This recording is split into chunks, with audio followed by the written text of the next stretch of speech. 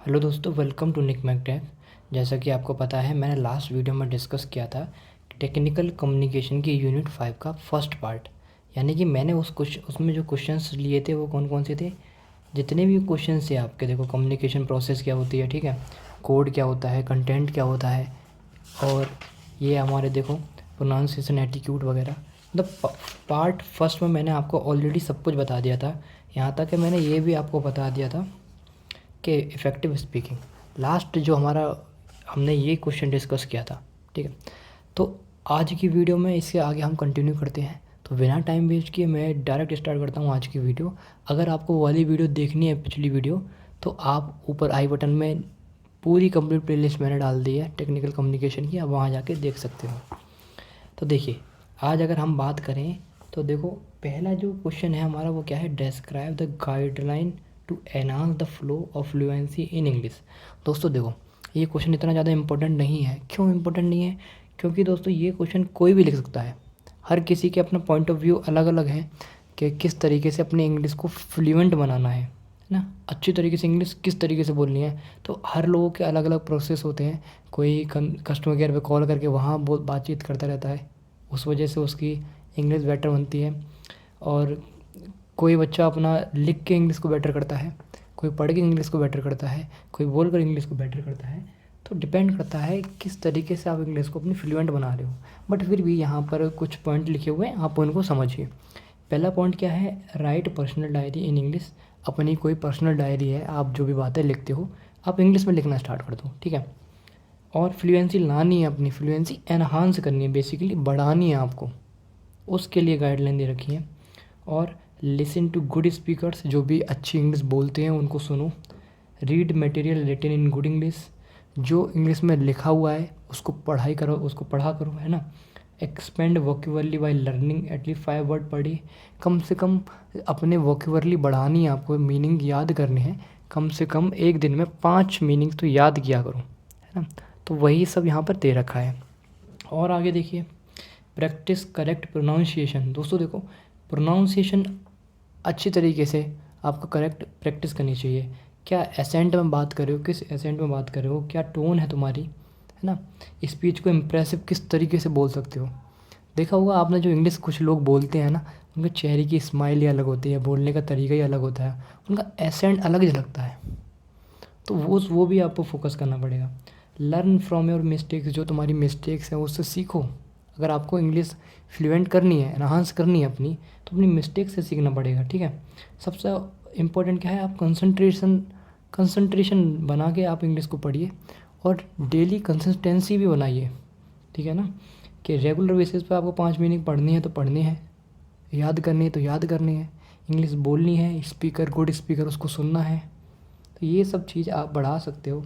और सबसे इम्पोर्टेंट क्या है, believe in what you are speaking.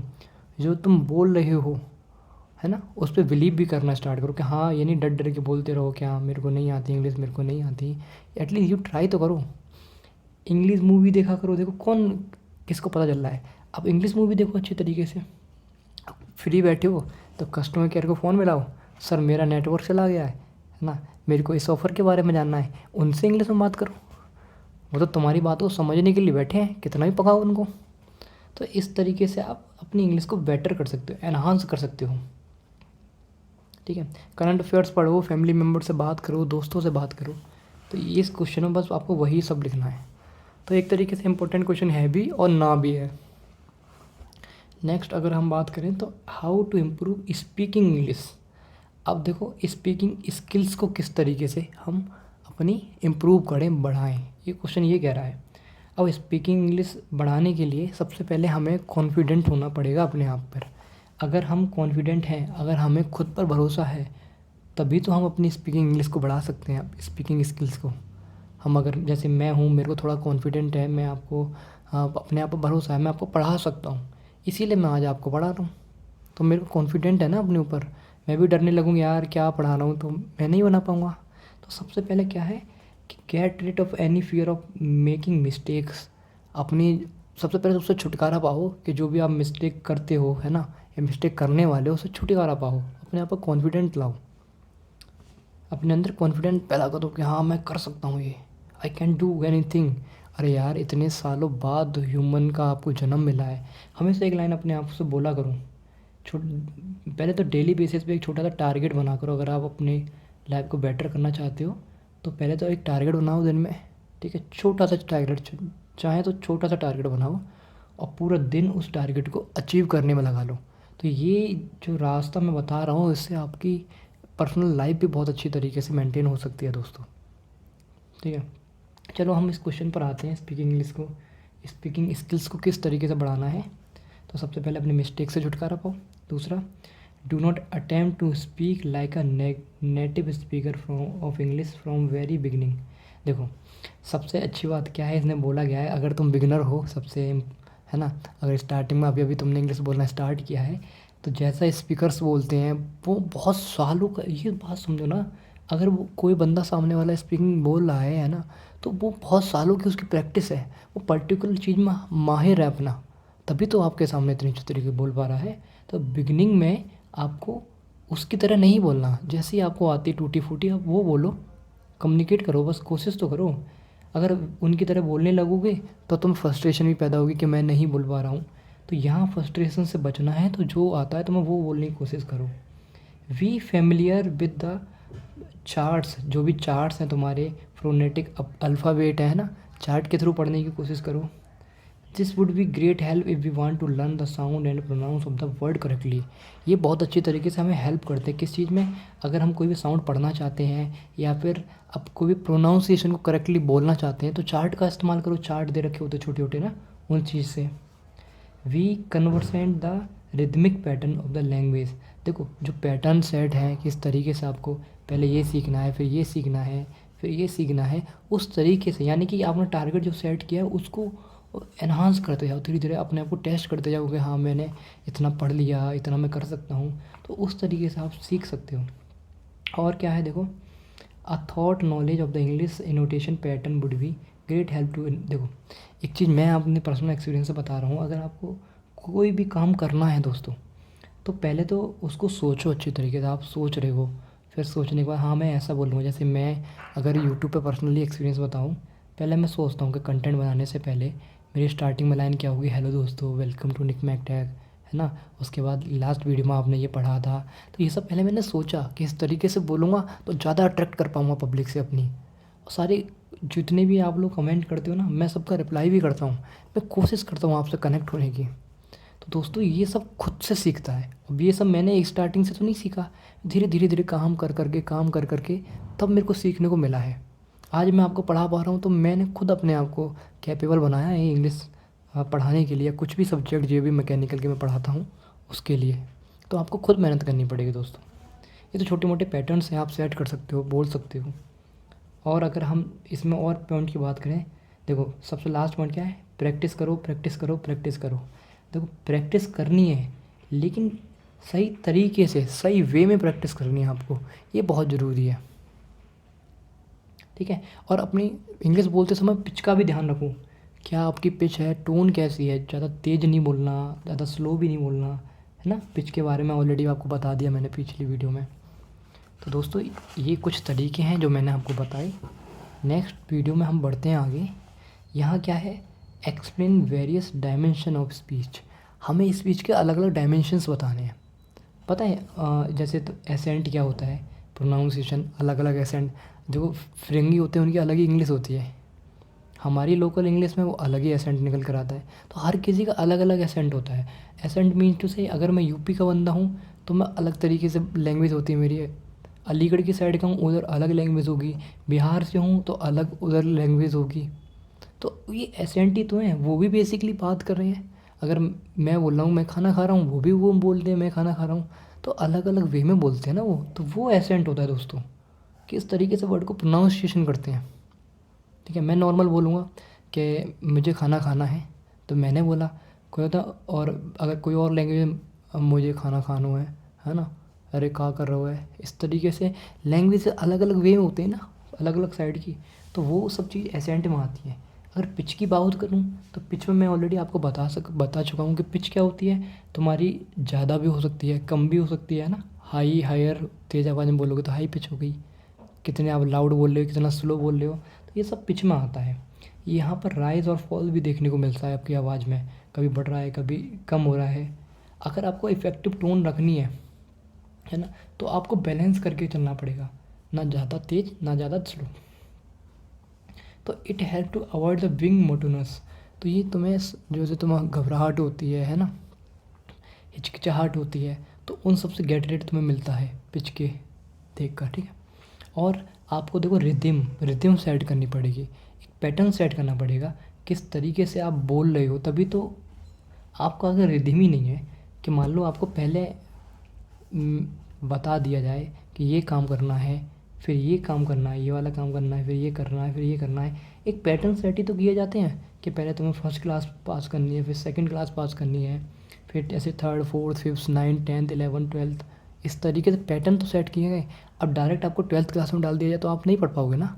तो इसीलिए दोस्तों यहाँ रिदम बहुत ज़रूरी है, किस तरीके से पैटर्न सेट कर रखे हैं उनके अकॉर्डिंग चलोगे तो बहुत अच्छा रहेगा, ठीक है। रिदम क्या है यहाँ पर, पैटर्न ऑफ साउंड, कौन से साउंड पैटर्न होते हैं तुम्हारे, ठीक है। Rhythm produce by stress unstressful in a sentence, sentence में स्ट्रेसफुली आप बोल रहे हो वर्ड को या फिर अनस्ट्रेसफुली फ्रीली बोल रहे हो, तो उन सब चीज़ों से स्ट्रेस निकल के आता है। नेक्स्ट क्या है हमारा, इनोटेशन। अब इनोटेशन क्या होता है, वेरिएशन ऑफ पिच, पिच की वेरिएशन, अलग अलग पिच की वेरिएशन, लाउडनेस हो सकता है of the word in the sentence, यही सब इनोटेशन के अंदर आता है। यहाँ पर अगर बात करें देखो, in normal speech the speech of our voice को इज चेंजिंग कॉन्स्टेंटली।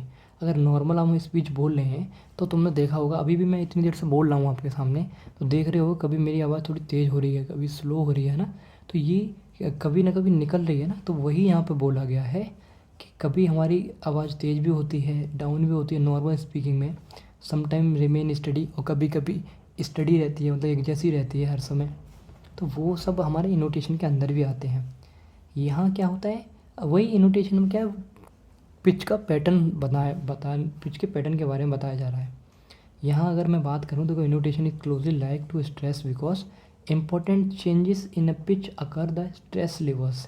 अब देखो, अब पिच में चेंज हो रहा है, बेसिकली पिच चेंज ही तो हो रही है, कभी मैं तेज़ बोल रहा हूँ, कभी स्लो बोल रहा हूँ, कभी एक साथ स्टडी बोल रहा हूँ, तो पिच में तो चेंज हो रहा है, ये पैटर्न ही तो चेंज हो रहे हैं। तो वही सब इनोटेशन के अंदर आते हैं। दोस्तों ये सब मैंने आपको क्यों समझाया, ये 3 क्वेश्चन मैंने आपको पता है क्यों समझाए, क्योंकि आपके क्वेश्चन पेपर में ये बहुत ज़्यादा इंपॉर्टेंट क्वेश्चन है। आईएमपी देखो, यहाँ देखो 2014 में भी आया, 15 में भी आया है 5 मार्क्स में, और लास्ट ईयर भी आया था शायद ये वाला क्वेश्चन, हाँ लास्ट ईयर भी आया था कि मोड ऑफ स्पीच डिलीवर, कौन कौन से मोड होते हैं स्पीच, हमको अगर स्पीच देनी है तो किस किस वे में हम स्पीच दे सकते हैं। तुमने देखा होगा, एक तो रटन विद्या कि हमने कोई टॉपिक दे दिया, हम उसके बारे में रट के आ गए और सामने पब्लिक को बोल दिया, है ना, वो एक स्पीच करने का तरीका हो गया। दूसरा तरीका आपने देखा होगा कि आप किसी टॉपिक को अच्छी तरीके से मतलब स्टार्ट, जैसे सपोज डेट आप लाइन में खड़े हुए हो, एकदम से तुम्हें कोई टॉपिक दिया गया, आपको तुरंत बोलना है ना, सडन, वो भी एक स्पीच देने का तरीका है वहाँ से। और एक तरीका क्या हो सकता है कि आपको बुक दे रखी है या फिर कोई स्पीच दे रखी है, आपको उसको देख के पढ़ना है, ये भी एक तरीका हो गया। तो कौन कौन से मोड हैं स्पीच डिलीवर करने के, उसके बारे में आपको इस क्वेश्चन में पता चलेगा, और उसके एडवांटेज क्या हैं, डिसएडवांटेज क्या हैं, वो पता चलेगा। और यहाँ पर देखो essential notions of speech deliver, और क्या क्या, अगर आपको पता है अच्छी स्पीच डिलीवर करनी है तो उसके लिए क्या क्या बातें को ध्यान रखना है, उसके बारे में भी आपको बताना है। तो ये क्वेश्चन आपके लिए बहुत ज़्यादा इम्पोर्टेंट है, इसीलिए मैंने आपको ये बातें आपको बताई पहले, ठीक है। तो ये क्वेश्चन इम्पोर्टेंट बता दिया मैंने क्यों है। अब इसके बारे में देखते हैं। देखो सबसे हमारा पहला टाइप जो है, देखो 4 मोड होते हैं स्पीच डिलीवर करने के। अगर हमको स्पीच देनी है कहीं पे, 4 तरीके से हम स्पीच दे सकते हैं। पहले एक्सटेम्पोरेनेस, ठीक है। अब इसमें क्या होता है, ये सबसे ज़्यादा पॉपुलर है, ये स्पीच देने का तरीका सबसे ज़्यादा पॉपुलर है। अब इसमें होता क्या है, मैं वो आपको बताता हूँ। देखो इसमें क्या होता है कि जो बहुत केयरफुली कोई भी स्पीच का टॉपिक होता है, बहुत केयरफुली हम पहले उसको प्रिपेयर्ड करते हैं, है ना। ऐसे नहीं मुंह उठा के खड़े हो गए, बोलने लगे, कुछ भी नहीं। पहले से हमें पता होता है कि आज मुझे इस टॉपिक पे स्पीच देनी है, तो पहले से मैं उसको अच्छी तरीके से घर से पढ़ता हूँ, समझता हूँ, प्रिपेयर प्रिपेयर करता हूँ, प्रैक्टिस करता हूँ, तब जाके कहीं बोलता हूँ। इसीलिए ये बहुत पॉपुलर है, इफ़ेक्टिव भी है मेथड है ना। और क्या होता है, when speaker extempore we must prepare the note for hand and rehearse our presentation. अब इसमें होता क्या है, देखो सबसे पहले अपने हाथों से अपने नोट्स बनाओ, है ना, स्पीच के लिए, उसकी रिहर्स करो, फिर प्रेजेंटेशन दो, ठीक है। अब जब हम प्रेजेंटेशन देनी है, कहाँ जहाँ भी स्पीच डिलीवर करनी है हमको, पहले वहाँ उससे पहले हमें हाथों से नोट्स बनाने पड़ेंगे उस टॉपिक के बारे में। सपोज़ दैट मुझे होली के ऊपर कोई स्पीच देनी है। अब होली के ऊपर स्पीच देनी है तो मैं पहले क्या करूँगा, अपने घर जाऊँगा, होली के ऊपर रिसर्च करूँगा, उस होली के बारे में बहुत सारी पॉइंट वगैरह अपने लिखूँगा, है ना, उसको अच्छी तरीके से लिखूँगा। फिर जो भी प्रेजेंटेशन मुझे देनी है उससे पहले मैं उसको एक बार बोल के देख लूँगा कि हाँ ये वो प्रैक्टिस कर लूँगा अपनी बेसिकली। तो इसीलिए ये मेथड बहुत ज़्यादा इफ़ेक्टफुल रहता है और अच्छा भी रहता है। There is no need to learn every word and line by rote. और इसमें पता है ज़रूरत भी नहीं पड़ती कि हम सारे वर्ड जो मैंने लिखे हैं वही बोलने हैं मुझे, है ना, रट के चले गए बोल दिए, नहीं, समझ के आराम से बोल सकते हो आप, क्योंकि हमने प्रैक्टिस कर रखी होती है। Our presentation will sound quite spontaneous to the audience as after thought preparation we are speaking while thinking. देखो अगर हम पहले से प्रैक्टिस करके आएंगे किसी चीज़ की, रिहर्स करके आए, प्रिपरेशन करके आए, अपने हाथों से नोट्स बनाए हैं, तो बेसिकली हमको खुद समझ आ जाता है कि इसमें होने क्या वाला है। अब इसका इफ़ेक्ट पब्लिक पे कैसे पड़ेगा कि हम ना सोच सोच कर बोल सकते हैं उनके सामने कि हाँ मैं इस तरीके से बोल रहा हूँ। एक अच्छा प्रेजेंटेशन वे ऑफ स्पीकिंग हो जाता है हमारा। और इसमें क्या होता है, this is result the carefully planning and exact practice. ये कैसे आता है, एग्जैक्ट प्रैक्टिस करने से, प्लानिंग करने से। Where we collect the material and organise it carefully. हमने इंटरनेट से मटेरियल कलेक्ट किया, उसको ऑर्गेनाइज़ किया किस किस तरीके से बोलना है और बोल दिया।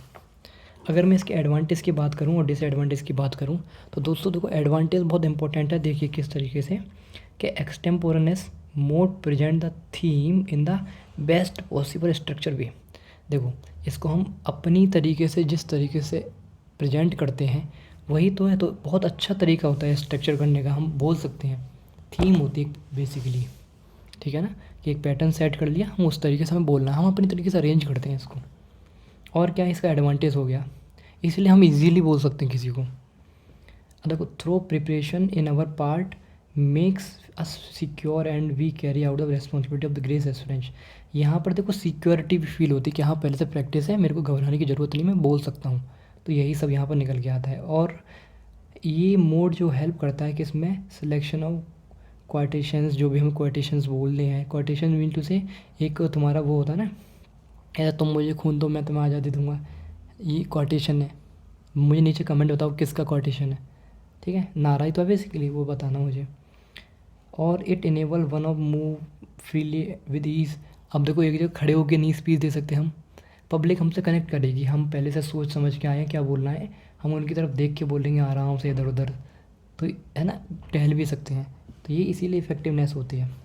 अच्छा डिसएडवांटेज की बात करूँ, इफ़ प्रिपरेशन इज़ अपर्याप्त, यानी कि इंडिकेट, अगर हमारी जो प्रिपरेशन हमने की है हम ढंग से प्रैक्टिस नहीं करके आए हैं, we can get lost and find our self uncomfortable.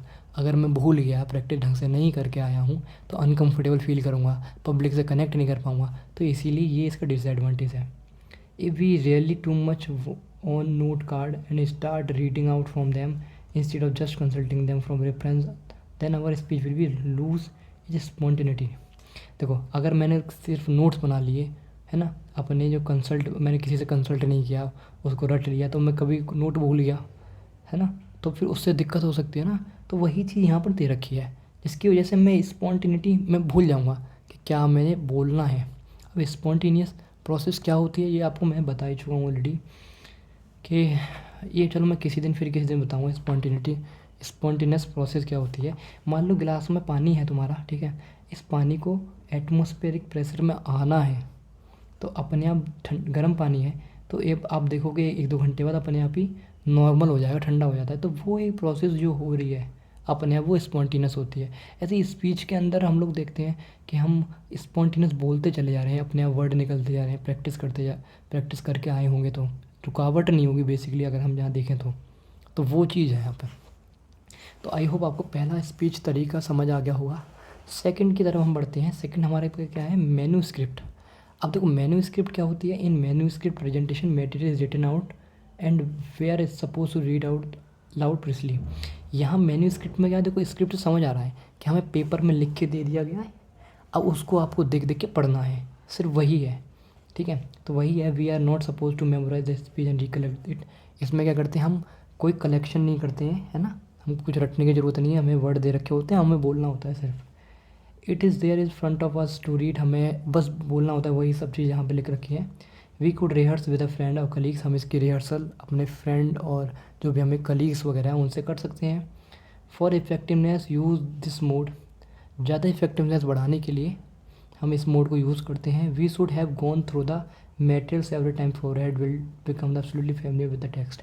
अच्छा, इसमें अगर हमें क्या चीज़ की ज़रूरत है कि जो भी टेक्स्ट लिखा हुआ है उसको पहले एक बार पढ़ लो आप, पता चले आप स्पीच जब दे रहे हो तो आपको वर्ड ही नहीं समझ आ रहा कि क्या लिखा हुआ है, तो वो इम्पोर्टेंट आपको याद रखना है इसमें। और we should strive choose material design and achieve understanding, यही सब वही सब लिखा गया है यहाँ पर कि हमको जो मटेरियल दे रखा है, जो स्पीच मैंने स्क्रिप्ट हमें दे रखी है। तो आपने देखो मूवी में भी तो स्क्रिप्ट दे रखी होती है, हीरो को डायलॉग बोलना हो, स्क्रिप्ट दे दी गई तो वो बोल लेता है, इस तरीके से होता है स्पीच वगैरह। अच्छा, इसके एडवांटेज क्या है, एडवांटेज वही है कि there is no chances to tampering and fact and figures, जो भी हमें फिगर बताने, जो भी हमें फैक्ट बताने हैं पब्लिक को, जहाँ भी स्पीच देनी है, तो वहाँ हम हकलाएंगे नहीं बिल्कुल भी, हमें सामने लिखा हुआ है, हम उसको देख के बोलना है। The material is organise systematically, और जो भी हमें मैन्यू स्क्रिप्ट दे रखी है उसमें जो भी मटेरियल है, जो भी कंटेंट लिखा हुआ है वो सिस्टमेटिकली लिखा हुआ ऑलरेडी, हम कभी भूलेंगे नहीं, आगे पीछे नहीं करेंगे। The language get polish because we can write and rewrite the material until we feel statics and all count. तो जो मटेरियल हमें लिखा गया है, ठीक है, उसको हम जब तक फील नहीं करेंगे तब तक ढंग से नहीं बोल पाएंगे। तो वही चीज़ के एडवांटेज हैं, हम आसानी से लिखा हुआ है पहले पढ़ लेते हैं, फील कर लेते हैं, उसको आप बोल देते हैं। It is permanent accurate record whatever we have to say, ये हमारे पास पहले से सबको दे रखा होता है, परमानेंट रिकॉर्ड होता है जो भी हमें बोलना होता है। डिसएडवांटेज की बात करूँ तो देखो सबसे पहले डिसएडवांटेज क्या है, पब्लिक से हम कनेक्ट नहीं कर पाएंगे।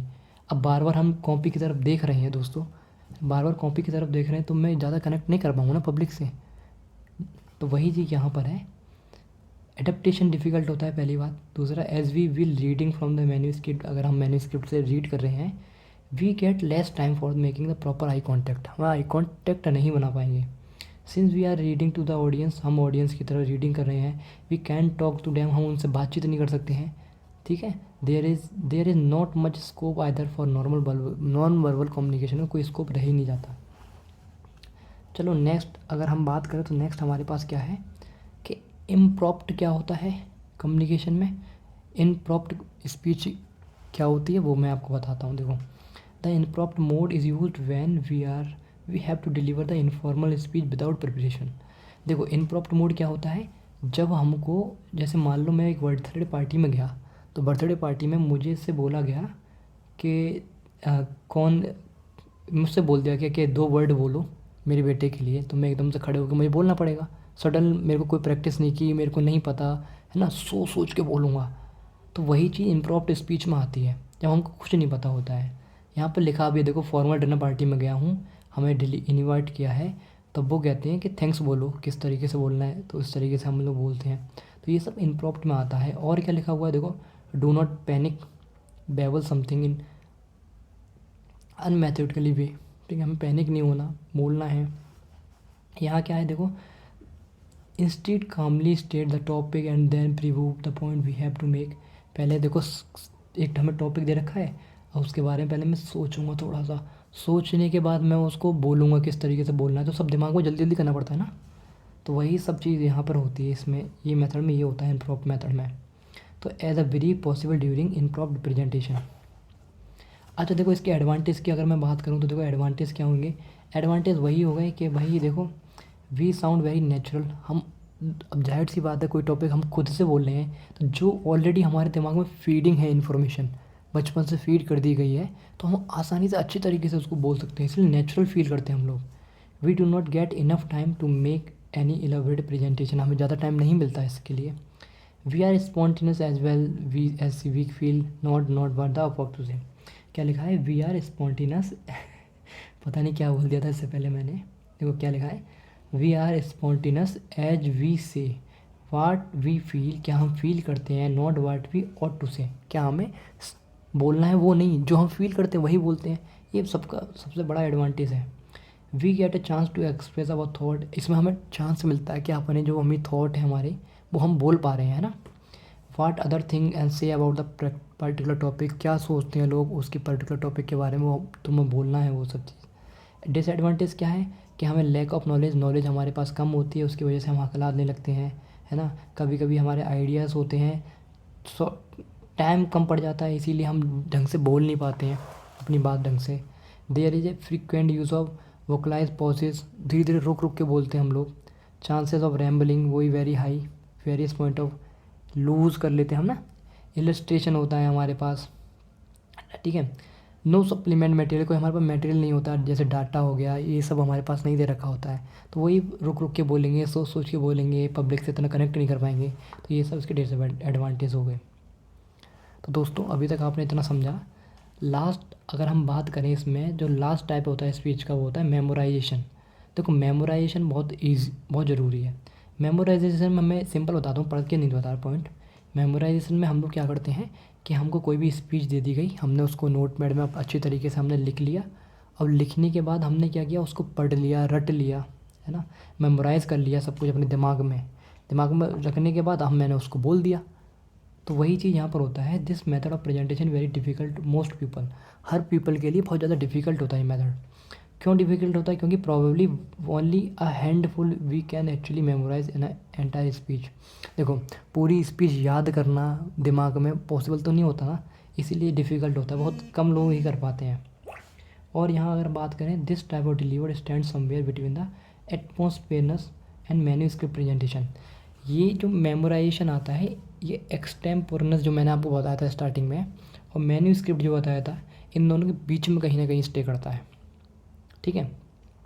और यहाँ क्या है, स्पीच रिटन फोरहेड, अपने हाथों से स्पीच लिखते हैं, देन कमिटेड टू मेमोरी, और फिर हम अपने आप से प्रॉमिस करते हैं कि मेरे को मेमोरी में फीड करनी है स्पीच, मेरे को बोलना ही बोलना है। And finally deliver from the memory, और अपने मेमोरी से डिलीवर करते हैं हम लोग। अगर मैं इसके एडवांटेज की बात करूँ तो it is possible to finish speech allotted time. सबसे पहला एडवांटेज यही है कि जो भी हमें टाइम दिया गया है उस टाइम पे हम इसको बोलते हैं, है ना। टाइम जब अब पहली बात है, मेरे को सब पहले से याद है स्पीच में क्या बोलना है, तो टाइम से ख़त्म कर सकते हैं। It is very easy for such speaker to maintain eye contact. अब हमें सब कुछ याद ही है तो आई कॉन्टैक्ट बना भी लेते हैं पब्लिक से, ईजिली हो सकता है, ऑडियंस से आई कॉन्टैक्ट बना लेगा, अपना प्रेजेंटेशन आसानी से दे पाएंगे, है ना।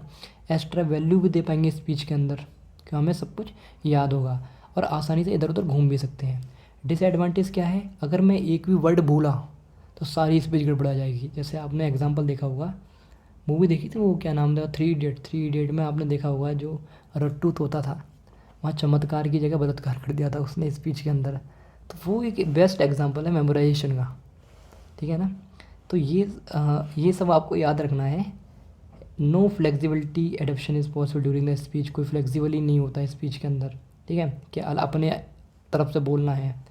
We have not rehearse adequately even our memoric skill fail, अगर हमने जो याद किया है अगर वो भूल गए हम, पूरी स्पीच गड़बड़ हो जाती है, ठीक है। और जो हमें पहले से याद करके आए वही एग्जैक्ट बोलना होता है, तो ये इसका डिसएडवांटेज है दोस्तों। देखो एक और क्वेश्चन देखो यहाँ पर 2015 या 2016 में भी आया यही, क्या देखो कि स्पीच मेकिंग क्या होती है, वो तो तुमको पता ही है, पांचवें स्पीच मेकिंग। और एक्सटेम्पोरो और इम्प्रॉम्प्ट स्पीच क्या होती है, ये मैंने बताया इसका डिफरेंस। आप सिंपली ये कर सकते हो क्वेश्चन को। ये देखो ये क्वेश्चन है, ये तो आप नॉर्मली पढ़ लेना, देखो स्क्रीनशॉट ले लेना, ये मैंने आपको समझा ही दिया। एक्सपोर स्पीच क्या होती है, इम्प्रॉम्प्ट होती है, डिफरेंस आप अपने आप आसानी से कर सकते हो। अगर इसमें लास्ट बात करूँ, इंपॉर्टेंस ऑफ स्पीच देखो इंपॉर्टेंस क्या है स्पीच की पर्सनैलिटी डेवलपमेंट में, ये मैं आपको बता ही चुका हूँ ऑलरेडी। क्या होती है कि भाई अपनी स्पीच अगर बतानी है पॉजिटिव, ठीक है, पर्सनैलिटी कैसे डेवलप होती है, अगर मैं ढंग से स्पीच दूंगा किसी को, है ना, तो आई कांटेक्ट बना के दूंगा, तो उससे मेरी पर्सनैलिटी भी इंक्रीज़ होगी कि हाँ अच्छा बंदा बोलता है, अच्छा दिखता है। तो वो ये आसानी से क्वेश्चन नॉर्मली पढ़ लोगे आपको समझ आ जाएगा। ज़्यादा इम्पोर्टेंट भी नहीं है दोस्तों ये। नेक्स्ट अगर हम बात करें, ये ज़्यादा ज़रूरी नहीं है। हाँ देखो, प्रोफेशनली पर्सनैलिटी एट्रीब्यूट्स, कि हमें अपनी पर्सनैलिटी किस तरीके से बढ़ाते हैं। ठीक है, सबसे पहला बी कॉन्फिडेंट, हमें कॉन्फिडेंट रहना पड़ेगा कि अपने आप में कॉन्फिडेंट है, तभी तो हमारी पर्सनैलिटी अच्छी होगी। Improve your communication skills, communication skills को अपनी बढ़ानी पड़ेगी। अगर हमें अपनी अच्छी पर्सनैलिटी किसी को, जैसे हम इंटरव्यू देने जाते हैं तो वेल ड्रेसअप होके जाते हैं ना, अपनी कम्युनिकेशन स्किल्स अच्छी करके जाते हैं, प्रैक्टिस करके जाते हैं, कॉन्फिडेंट होके जाते हैं, तो वो क्या है, हमें एनहांस करती है हमारी पर्सनैलिटी डेवलपमेंट में, है ना। पर्सनैलिटी हमारी अच्छी बढ़ाती है, उससे दिखती है। तो वही सब यहाँ पर है, be confident, improve your communication skills, इसके बारे में मैं बता ही चुका हूँ, आप लिख सकते हो। ड्रेसअप वेल, देखो दोस्तों, अच्छी तरीके से ड्रेसअप होके जाना पड़ेगा हमें। Do what you passionate about and passionate about what you do. सबसे अच्छी चीज़ क्या है, देखो, जब हमारी पर्सनैलिटी डेवलप कब होती है, जब हमें पता होगा कि हम किस के लिए पैसिनेट हैं, क्या काम हम करना चाहते हैं, हमें मर्जी का काम होगा तो हम, ऑब्वियस सी बात है, हमारी बॉडी लैंग्वेज अच्छी होगी, हम कॉन्फिडेंट होंगे, अच्छी तरीके से बोल सकते हैं, उसके बारे में नॉलेज होगी हमें, है ना। तो वही सब इसमें आएगा। देखो, अबाउट योर वर्क में पैसिनेट होता है ना, पैसन को फॉलो करो क्योंकि तुम उसमें इंटरेस्टेड हो, तो कभी मिस्टेक नहीं होगी, मिस्टेक के चांसेस कम होंगे उसमें, और खुद से लर्निंग करोगे उस चीज़, अगर तुम्हें पैसिनेट हो ना, इंटरेस्टेड हो उस चीज़ के बारे में, तो आप उसको खुद से लर्न करते हो। नेक्स्ट अगर हम बात करें, वॉच योर बॉडी लैंग्वेज, अपनी बॉडी लैंग्वेज को देखो, है ना, उसको, और उस पर काम करो अपनी गलतियों पे। और develop your leadership quality, leadership quality को बढ़ाओ। देखो, लीडरशिप क्वालिटी आप बढ़ा सकते हो प्रैक्टिस के दौरान। देखो, good leadership is believe have good personality, जो लीडर अच्छा होगा ना, उसकी पर्सनैलिटी भी अच्छी होगी। वर्क हार्डर, है ना, सेट एन एग्जाम्पल और अवर सबऑर्डिनेट्स। बी ऑप्टिमिस्टिक होना चाहिए हमें। ऑप्टिमिस्टिक का मतलब क्या है, have a positive outlook toward anything, हर चीज़ को पॉजिटिवली सोचना पड़ेगा उस चीज़ के बारे में ना। Nobody want to around a person who is negative complaining all the time. हर कोई चाहता है कि जो हमारे आसपास जो बच्चे हैं, जो भी है आसपास, पॉजिटिव होना चाहिए, नहीं नेगेटिव बातें बोली जा रहा है कि तुझसे कुछ नहीं होगा, तुझसे कुछ नहीं होगा, हर कोई नहीं चाहता ये चीज़ यार। तो बी ऑप्टिमिस्टिक, ये भी पर्सनैलिटी डेवलपमेंट में हेल्प करता है। और बी ए पेशेंट लिसनर, सबसे मेन ये बहुत ज़रूरी है कि आप शांति से दूसरा क्या कहना चाह रहा है उसको सुनो, पहले समझो, उसके बाद रिप्लाई करो। तो ये इम्पोर्टेंट है, इससे तुम्हारी पर्सनैलिटी डेवलप होगी। जो वो बोलना चाह रहा है, आप अगर सुन लोगे तो आपको पता चल जाएगा वो क्या सुनना चाहता है आपसे, उसके हिसाब से आंसर दोगे, है ना, समझ समझ के। वी ए गुड लर्नर, और अच्छी तरीके से, इसीलिए तुम सीख भी सकते हो, लर्नर अच्छा बनो। तो ये सब कुछ बातें थी पर्सनैलिटी एट्रीब्यूट से आपके प्रोफेशनल। तो ये क्वेश्चन आ सकता है, आप इसको लिख सकते हो। आप स्क्रीनशॉट लेना चाहो तो ले सकते हो, देखो, ठीक है। नेक्स्ट हमारे पास रह गया कुछ टॉपिक्स हैं। एम्पैथी क्या होता है, लीडरशिप आपको पता ही है ना, ये टॉपिक्स हैं, इनके बारे में आप स्टडी कर लेना। देखो, तो वीडियो लंबी हो जाएगी इसलिए मैं आपको ये बता नहीं रहा, तो यहाँ पे समाप्त करते हैं इस वीडियो को। तो अगर आपको ये वीडियो पसंद आई हो, हेल्पफुल लगी हो, तो इस वीडियो को लाइक करें और साथ ही वीडियो को शेयर भी करें। मिलते हैं नेक्स्ट वीडियो में। नेक्स्ट वीडियो में हम लोग 4th यूनिट को देखेंगे। तब तक के लिए bye, thank you so much.